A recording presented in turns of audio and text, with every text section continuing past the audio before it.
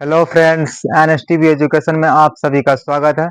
आज मैं एक बार फिर इस वीडियो में जो है फिजिक्स का क्लास 10th का पहला चैप्टर प्रकाश का परावर्तन लेकर आया हूँ, पार्ट 3। अब हम लोग पार्ट 3 में देखते हैं। इससे पहले पार्ट 1 पार्ट 2 अभी पिछले वीडियो में हम लोग बना चुके हैं। अब पार्ट 3 में क्लास 10th का प्रकाश का परावर्तन का पार्ट 3 है। इसमें क्या कहा गया, अगला पॉइंट प्रतिबिंब यानी इमेज। हम लोग प्रतिबिंब के बारे में जानने वाले हैं। प्रतिबिंब यानी इमेज, फोटो जो होता है प्रतिबिंब, उसके बारे में जानने वाला हूँ। ये इंपॉर्टेंट आज का जो क्लास है, इंपॉर्टेंट क्वेश्चन है, बोर्ड एग्जाम के लिए इंपॉर्टेंट क्वेश्चन है ये। प्रतिबिंब किसे कहते हैं? प्रतिबिंब का परिभाषा लिखा गया यहाँ। किसी बिंदु स्रोत से आती हुई प्रकाश की किरणें दर्पण से परावर्तन के बाद जिस बिंदु पर मिलती है या मिलती हुई प्रतीत होती है, उसे उस बिंदु स्रोत का प्रतिबिंब कहते हैं। तो किसी बिंदु स्रोत से आती हुई प्रकाश की किरणें जिस बिंदु पर मिलती है या मिलती हुई प्रतीत होती है, उसे ही उस बिंदु स्रोत का क्या कहा जाता है? प्रतिबिंब कहा जाता है, यानी इमेज कहा जाता है। तो प्रतिबिंब जो है दो प्रकार का होता है। प्रतिबिंब के बारे में हम लोग पढ़ लिए। अब प्रतिबिंब जो है कितना प्रकार का होता है? प्रतिबिंब दो प्रकार के होते हैं, एक वास्तविक और दूसरा काल्पनिक या आभासी। काल्पनिक या आभासी दोनों एक ही है, काल्पनिक या आभासी दोनों एक ही है। तो पहला क्या है? प्रतिबिंब का पहला प्रकार जो है वास्तविक प्रतिबिंब। वास्तविक रियल इमेज, जो वास्तव में, जो सच में बनता है। जब इसका परिभाषा है, जब प्रकाश की किरणें दर्पण से परावर्तन के बाद वास्तव में मिलती है तो उसे वास्तविक प्रतिबिंब कहते हैं। वास्तव में मिलती है, काल्पनिक में नहीं, कल्पना नहीं होता इसमें। इसमें वास्तव में मिलता है, सच में इसमें मिलता हुआ दिखाई पड़ता है, तो हम लोग क्या कहेंगे? उसको वास्तविक प्रतिबिंब। उसके बाद वास्तविक प्रतिबिंब का कुछ पॉइंट है, इंपॉर्टेंट पॉइंट है। ये प्रतिबिंब जो है वस्तु की अपेक्षा हमेशा उल्टा बनता है। कौन? वास्तविक प्रतिबिंब क्या होता है? वस्तु की अपेक्षा हमेशा कैसा होता है? हमेशा उल्टा होता है। वस्तु की अपेक्षा हमेशा उल्टा होता है। ये प्रतिबिंब वस्तु की अपेक्षा हमेशा उल्टा होता है। वस्तु अगर सीधा है, इस तरह से वस्तु मारकर इस तरह से है, तो इसका प्रतिबिंब कैसा बनेगा? ऐसे उलट जाएगा। फोटो इसका ऐसे रहेगा, तो ये प्रतिबिंब इस तरह से छपेगा, हमेशा उल्टा बनेगा प्रतिबिंब। वास्तविक प्रतिबिंब जो रहेगा हमेशा उल्टा बनेगा। उसका दूसरा पॉइंट है, इसे पर्दे पर दिखाया जा सकता है। पर्दे पर इसे दिखाया जा सकता है, क्योंकि उल्टा प्रतिबिंब को ही तो पर्दे पर दिखाया जा सकता है। जब हम लोग पर्दा पे मूवी वूवी देखते हैं, तो वहां से जो फोक्स आता है, लाइट जो आता है पर्दा पर, जो लाइट पड़ता है वो कैसे आता है? वहां से उल्टा आता है, वहां से उल्टा इमेज बनकर के आता है। अब वहां से उल्टा इमेज बनकर आता है, जैसे पर्दा पे छपता है ना, तो हम लोग को सीधा दिखाई देता है। वास्तविक प्रतिबिंब का इमेज कैसा बनता है? उल्टा बनता है। किसके? वस्तु के अपेक्षा। जो भी वस्तु रहे, जो चीज रहे, जो चीज भी रहे, उसका प्रतिबिंब कैसा बन जाएगा? उल्टा बन जाएगा वस्तु से हमेशा। और ये प्रतिबिंब दर्पण के आगे यानी कि सामने बनता है। कौन? वास्तविक प्रतिबिंब का बनता है हमेशा दर्पण के सामने, यानी कि आगे बनता है। उसके बाद दूसरा में है काल्पनिक प्रतिबिंब। काल्पनिक या आभासी प्रतिबिंब, वर्चुअल इमेज। इसका परिभाषा है, जब प्रकाश की किरणें दर्पण से परावर्तन के बाद वास्तव में नहीं मिलकर मिलती हुई प्रतीत होती है, तो उसे काल्पनिक या आभासी प्रतिबिंब कहा जाता है। ये वास्तव में नहीं मिल रही है, सच में नहीं मिलता, मिलता हुआ मालूम पड़ता है, मिलती हुई प्रतीत होता है, लेकिन वास्तव में नहीं मिलता है। इसको हम क्या कहेंगे? काल्पनिक या आभासी। तो इसका पॉइंट है, काल्पनिक प्रतिबिंब का जो पॉइंट है, इंपोर्टेंट पॉइंट, ये वस्तु की अपेक्षा हमेशा सीधा होता है। कौन? काल्पनिक प्रतिबिंब वस्तु की अपेक्षा हमेशा कैसा रहेगा? सीधा, बिल्कुल जैसे वस्तु रहेगा वैसे फोटो बनेगा। उसके बाद इसे पर्दे पर नहीं दिखाया जा सकता है। अगर इसे पर्दे पर, अगर काल्पनिक प्रतिबिंब को पर्दे पर दिखाया जा सके, अगर दिखाने की कोशिश करेगा, तो पर्दे पर कैसा वस्तु रहेगा? सीधा दिखा देगा, उल्टा। इसको पर्दे पर इसलिए प्राप्त नहीं किया जा सकता है। काल्पनिक या आभासी प्रतिबिंब को पर्दे पर नहीं दिखाया जा सकता है। तीसरा पॉइंट है, यह प्रतिबिंब दर्पण के पीछे बनता है। काल्पनिक प्रतिबिंब कहाँ बनता है? दर्पण के पीछे। दर्पण का मतलब होता है ना, है ना, दर्पण के पीछे बनता है। तो इस तरह से हम लोग प्रतिबिंब का दोनों प्रकार हम लोग जान चुके हैं। तो प्रतिबिंब किसे कहते हैं? किसी बिंदु स्रोत से आती हुई प्रकाश की किरणें दर्पण से परावर्तन के बाद जिस बिंदु पर मिलती है या मिलती हुई प्रतीत होती है, उसे ही प्रतिबिंब कहते हैं, उस बिंदु स्रोत का। उसके बाद प्रतिबिंब कितना प्रकार का हम लोग पढ़े? दो प्रकार का प्रतिबिंब है, वास्तविक प्रतिबिंब और काल्पनिक प्रतिबिंब। वास्तविक प्रतिबिंब किसे कहते हैं? जब प्रकाश की किरण दर्पण से परावर्तन के बाद वास्तव में, यानी वास्तव में, यहाँ इंपोर्टेंट बात है वास्तव, वास्तव मतलब सच में दिखाई देता है ना, वास्तव में मिलती है तो उसे वास्तविक प्रतिबिंब कहा जाता है।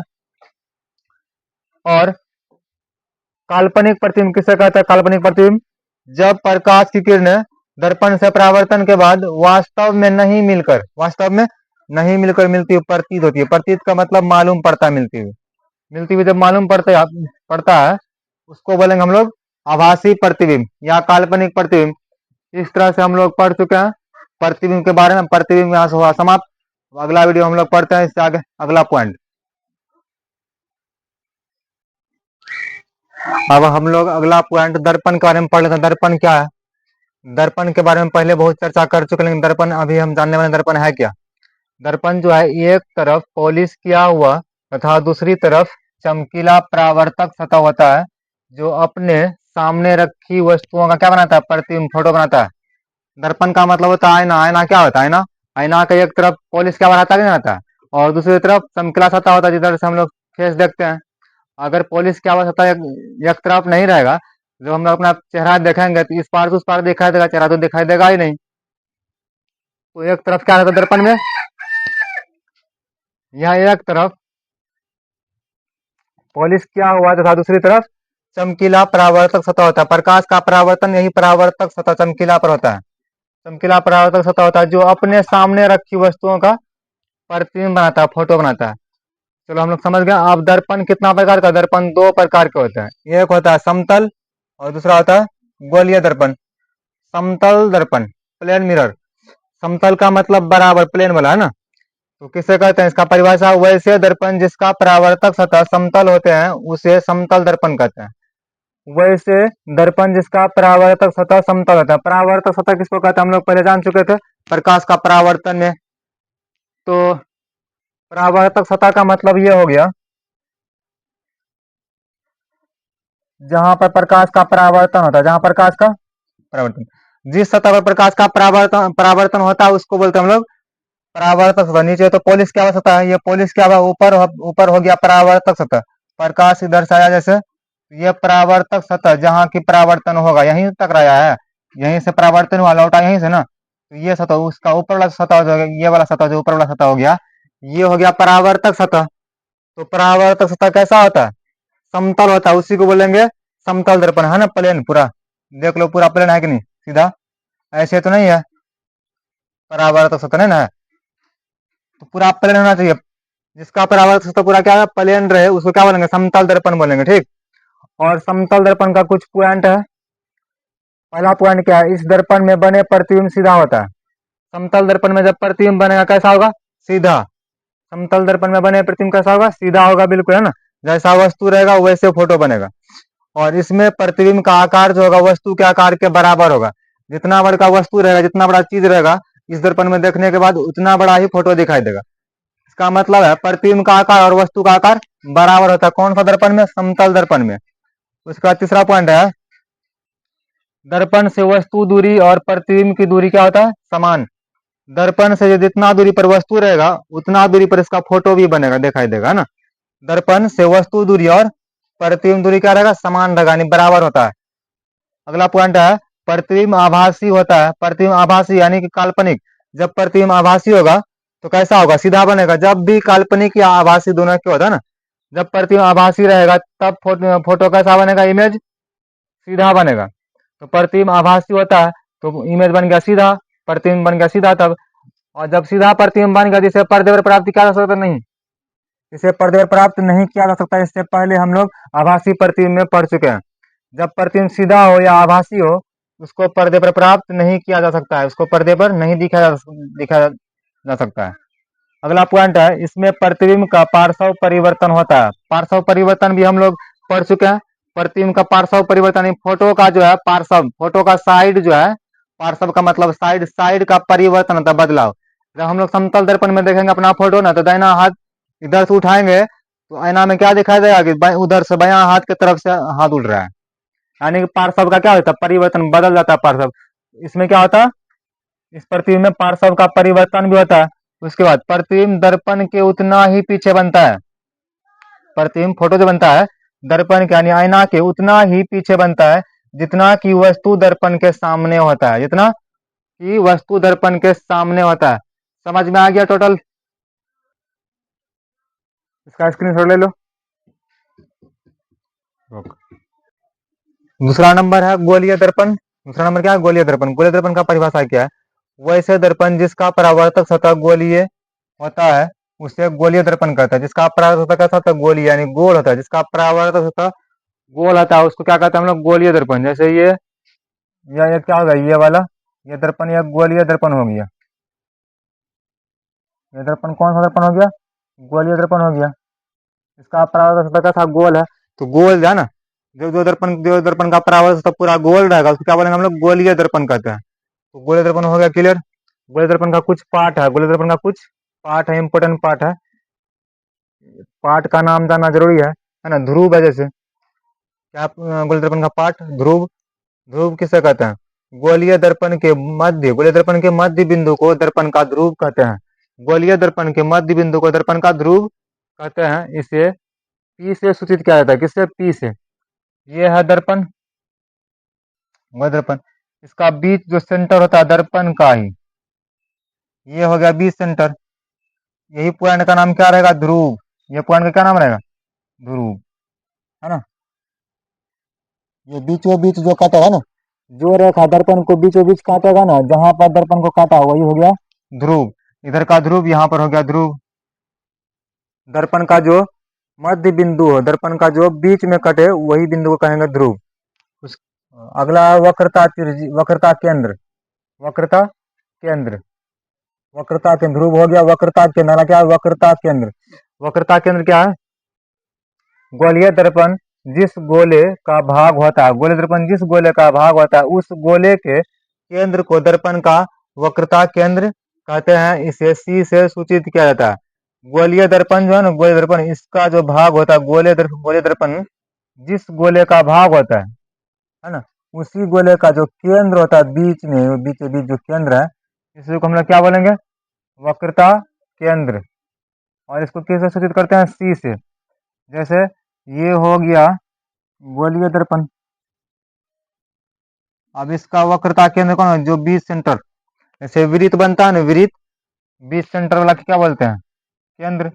वही है ये जो सर्कल का ना, ये जो गोला है गोलीय दर्पण, इस गोलीय दर्पण का जो बीच वाला केंद्र होगा, सेंटर होगा, वही पॉइंट का नाम क्या है? वक्रता केंद्र।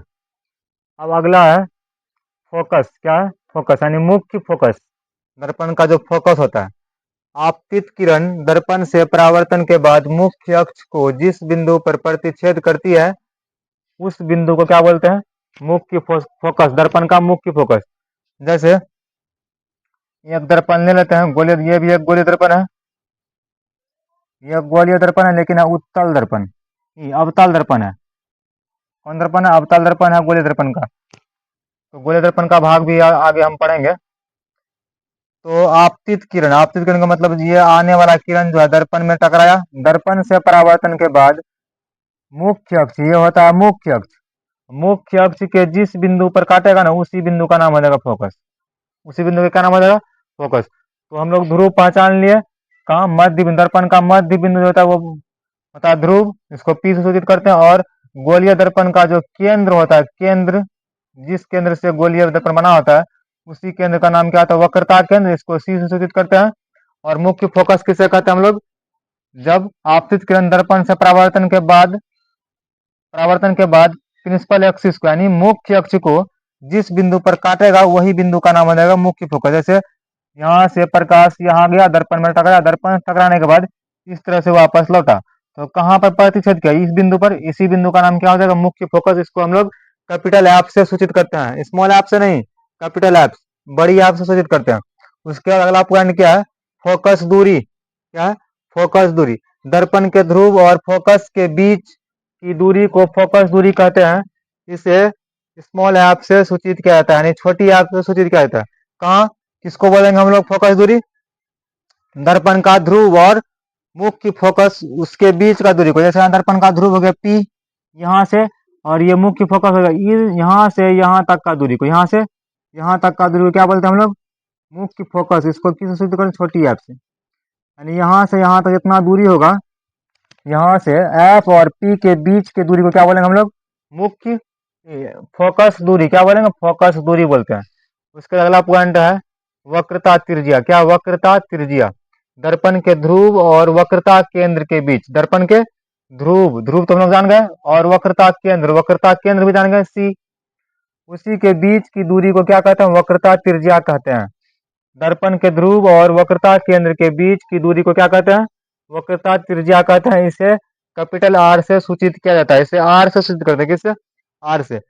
अब सी कहाँ है? यहाँ पी है, यहाँ एफ है, सी कहाँ है? सी होता है किसी गोलीय दर्पण का केंद्र जो होता है, केंद्र बिंदु। यहाँ पी, यहाँ सी।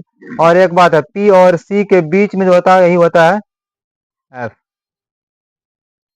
हमेशा, है ना, हमेशा जो मुख्य फोकस जो रहेगा, दर्पण का फोकस जो रहेगा, फोकस वो पी और सी के बीच में रहेगा। यहाँ पर वक्रता केंद्र मान के चलो, ये जो दर्पण गोलीय दर्पण बना था, इसी केंद्र से गोल होकर के बना था, इसी केंद्र से, है ना, इसी केंद्र से गोल होकर के बना था। इसको बोलेंगे वक्रता केंद्र। वक्रता केंद्र तो फोकस, वक्रता केंद्र और ध्रुव, दर्पण का वक्रता केंद्र और ध्रुव के बीच का दूरी को क्या बोलेंगे हम लोग? वक्रता त्रिज्या। यानी यहाँ से सी से लेकर के पी तक का दूरी को, यहाँ सी से लेकर के पी तक का दूरी को क्या बोलेंगे? वक्रता त्रिज्या। यहाँ तक क्या बोलेंगे? वक्रता त्रिज्या। यहाँ से लेकर के सी से लेकर के पी तक की दूरी को वक्रता त्रिज्या बोलते हैं, जिससे हम लोग आर से सूचित करते हैं जिसे। तो वक्रता त्रिज्या, फोकस, फोकस जो होता है, फोकस कहाँ होता है? वक्रता केंद्र और ध्रुव के बीच में फोकस होता है। जब भी फोकस होगा, जब भी एफ होगा, बड़ी एफ, फोकस, दर्पण का फोकस, तो सी और पी के बीच में होगा। और वक्रता त्रिज्या का जो है फोकस दूरी आधी होती है। वक्रता त्रिज्या का आधी, फोकस दूरी जब क्या होगा? वक्रता त्रिज्या का आधा होगा। वक्रता त्रिज्या जो है फोकस दूरी का दुगुना होगा। वक्रता त्रिज्या फोकस दूरी का दुगुना होगा। क्यों? क्योंकि फोकस जो है, मुख्य फोकस जो दर्पण का है, ध्रुव और वक्रता केंद्र के बीच में होता है।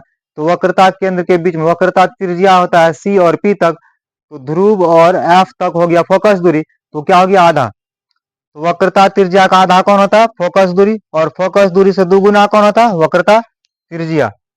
यानी हम लोग इस तरह से लिख सकते हैं, 2f।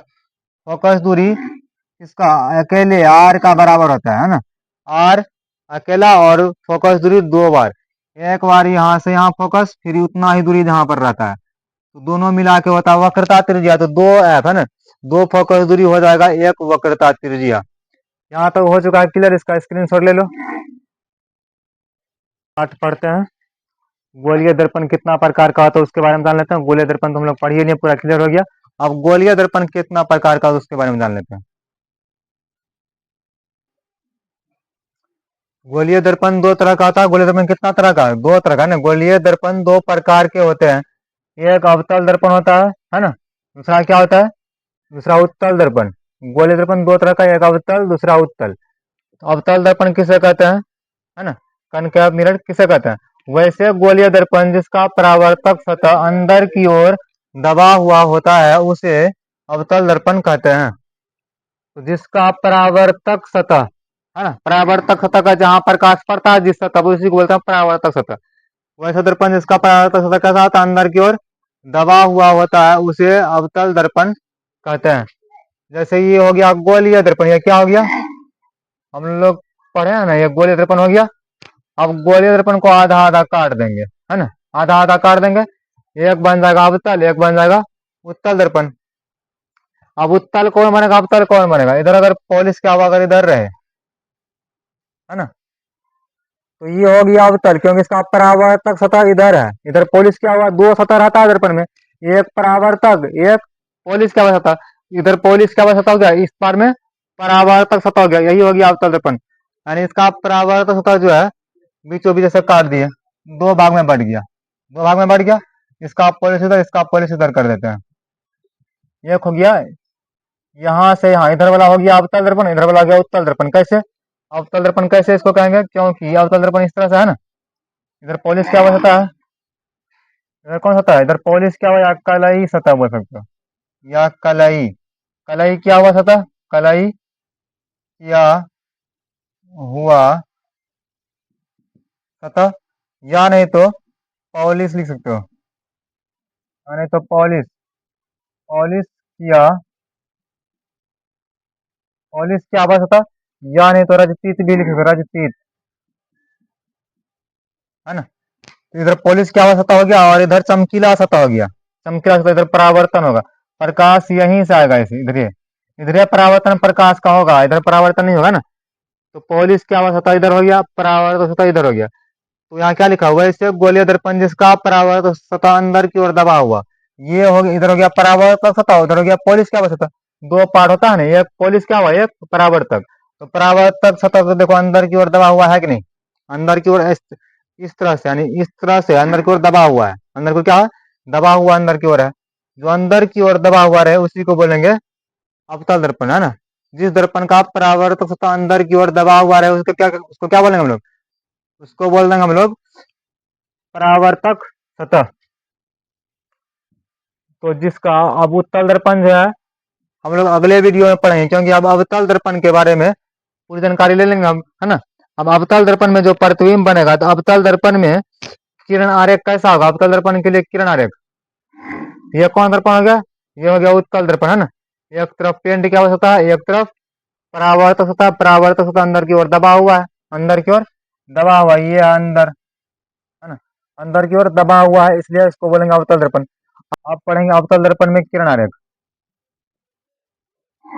अवतल दर्पण के लिए, अवतल दर्पण के लिए, के लिए किरण आरेख, किरण आरेख। तो अवतल दर्पण के लिए किरण आरेख कैसा होगा, किरण आरेख, यानी अवतल दर्पण में किरण आरेख, जो किरण आएगा अवतल दर्पण में किस तरह से आएगा और किस तरह से प्रतिबिंब बनाएगा ना। तो पहले हम लोग किरण आरेख के बारे में, किरण आरेख के बारे में जान लेते हैं। अगर किरण आरेख के बारे में हम लोग जान गए तो प्रतिबिंब बनाने में आसानी होगा, ठीक। तो अवतल दर्पण में किरण आरेख पहला एक यहाँ पर ले लिए,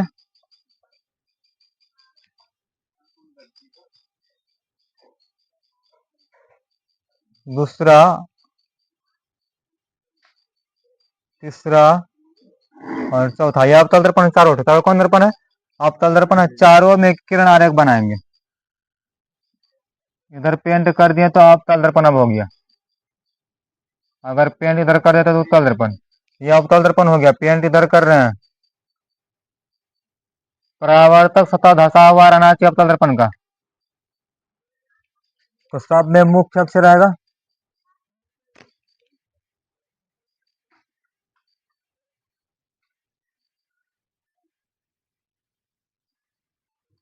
मुख्य अक्ष किसे कहते हैं, मुख्य अक्ष जो कि अवतल कोई भी है ना, गोलीय दर्पण का ध्रुव और वक्रता केंद्र से होकर गुजरे, वही रेखा को क्या बोलते हैं हम लोग, ध्रुव, बीचों बीच से जो गुजरे, इसको बोलेंगे मुख्य अक्ष, है ना, मुख्य अक्ष बोलेंगे। दर्पण का ध्रुव और वक्रता केंद्र से जो रेखा गुजरे उसको बोलेंगे हम लोग मुख्य अक्ष। तो सबसे पहला किरण रेखा हम लेकर चलते हैं पहला नंबर में, कि अगर अवतल दर्पण के मुख्य अक्ष, इसका नाम क्या है, इसका नाम है मुख्य अक्ष, इस लाइन का नाम है मुख्य,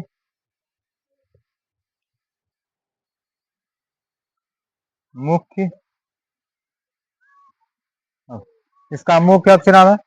अब अवतल दर्पण में अगर पहला कंडीशन ये है कि किरण अगर लेकर के जाएंगे समांतर लेकर जाएंगे मुख्य अक्ष, तो ये फोकस पे प्रतिच्छेद करेगा, जहां प्रतिच्छेद करेगा वहां फोकस हो जाएगा, और यहाँ पर ध्रुव हो जाएगा, और यहाँ पर हो जाएगा सी, वक्रता केंद्र। तो जब पहला कंडीशन क्या, अवतल दर्पण का किरण आरेख कैसा, पहला वाला, अगर हम अगर हम मुख्य अक्ष के समांतर लेकर गए, मुख्य अक्ष के समांतर लेकर के गए, तो परावर्तन के बाद ये फोकस पे कटेगा। यहाँ देखो ना, ये समांतर चल रहा है ना, इससे बराबर डिस्टेंस, ऐसा नहीं कि यहाँ ऐसे गया यहाँ पर ऐसे सट गया तो फैल गया, नहीं, बराबर डिस्टेंस लेकर के जा रहा है ना। तो प्रकाश का किरण इधर से यहाँ आया, दर्पण से टकराया और फोकस होकर के गुजर गया। अगर मुख्य अक्ष का समांतर कोई किरण जाएगा ना अवतल दर्पण में, तो वो दर्पण से परावर्तन के बाद फोकस होकर के गुजरेगा, पहला किरण ये हो गया। अब हम लोग दूसरा किरण जान लेते हैं। दूसरा किरण क्या है, अगर फोकस से जाए तो यहाँ ध्रुव हो गया, यहाँ पर एफ हो गया फोकस, और यहाँ पर हो गया सी।